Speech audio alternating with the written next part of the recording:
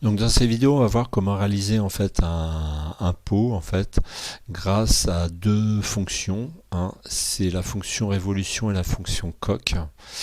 Donc la première chose qu'on va faire, c'est en fait réaliser en fait un volume plein grâce à l'outil, grâce à la fonction révolution, comme vous pouvez le voir ici.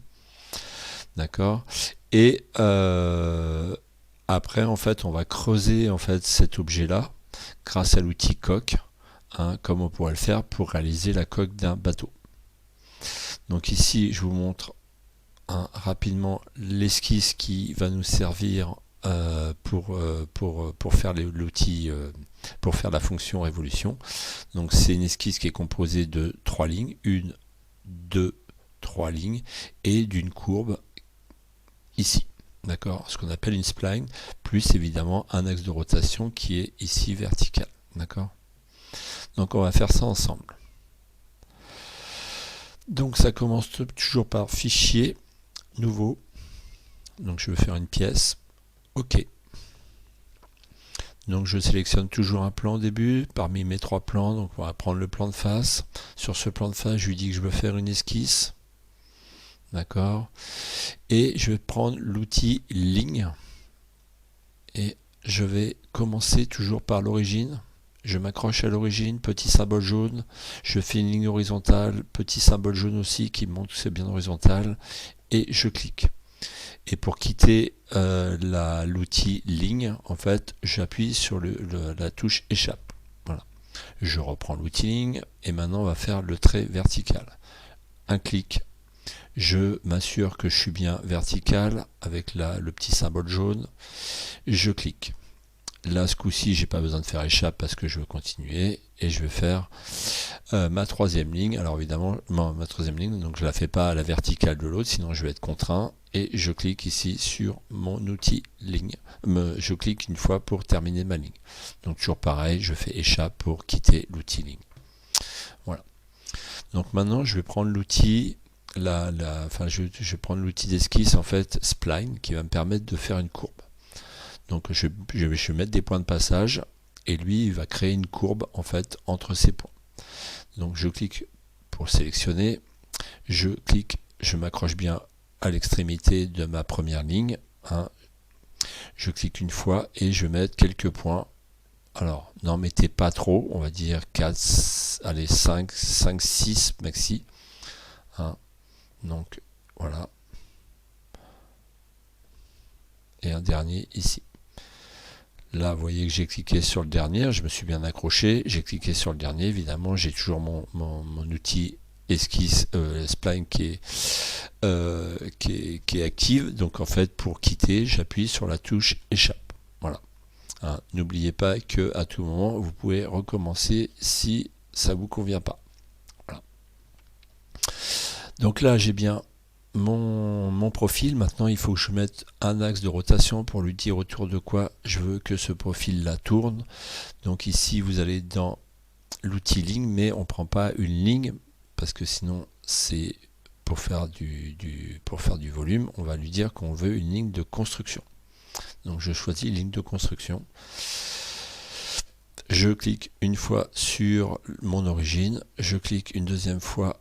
Non, je me déplace, pareil, ligne bien verticale, hein, on se met un petit peu plus haut, et je clique, et là je vois bien que j'ai une ligne verticale, et la touche échappe pour quitter l'outil ligne. Voilà.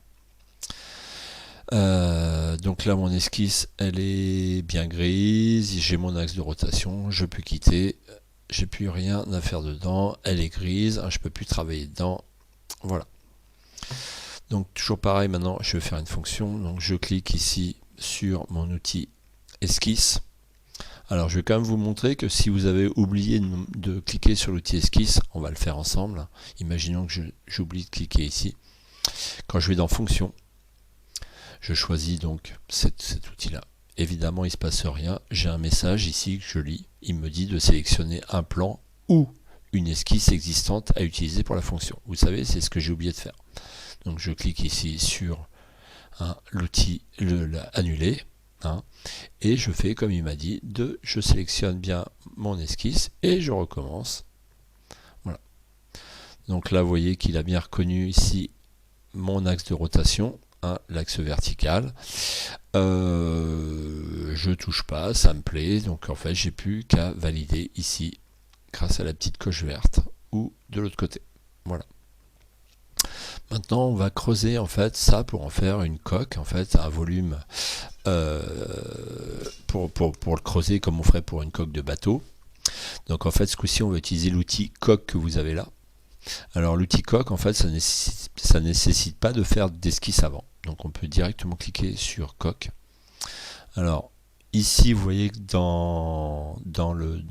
ici dans cette partie là en fait il me demande à partir de quelle phase je veux creuser. Donc ici je clique une fois ici et je vais lui dire que je veux creuser à partir de cette phase là.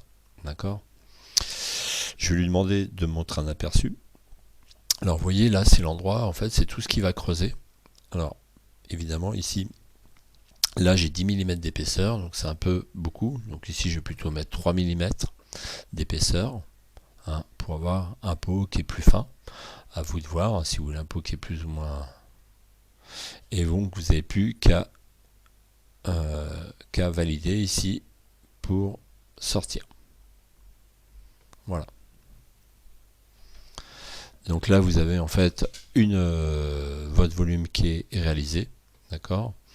Alors je vais vous montrer juste que en fait en éditant l'esquisse, en fait vous allez pouvoir retravailler un petit peu le design de votre pièce. Donc vous allez dans révolution, hein, puisque c'est ça qu'a fait ce volume là.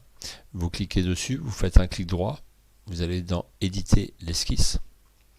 Et là, vous voyez que vous retrouvez votre esquisse et que vous allez pouvoir modifier, hein, son design pour avoir un pot qui est différent. D'accord.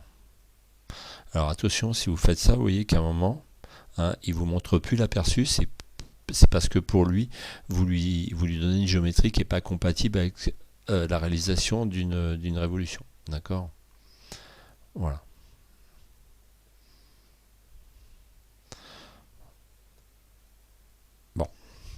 Donc quand vous êtes satisfait, vous n'avez plus qu'à cliquer ici pour quitter votre esquisse et il vous recalcule. Je vous montre juste aussi, hein, l'outil ici que vous avez, un petit outil qui est vue en coupe. Donc quand vous cliquez, hein, vous avez en fait ici un plan de coupe que vous pouvez déplacer. Vous pouvez aussi cliquer là sur les comment ça marche ici, sur les objets en bleu. Après vous essayez un peu, hein. Vous pouvez vous déplacer. C'est comme si on le coupait par un plan. Voilà. Donc soit vous validez et pour quitter, vous recliquez ici. Voilà.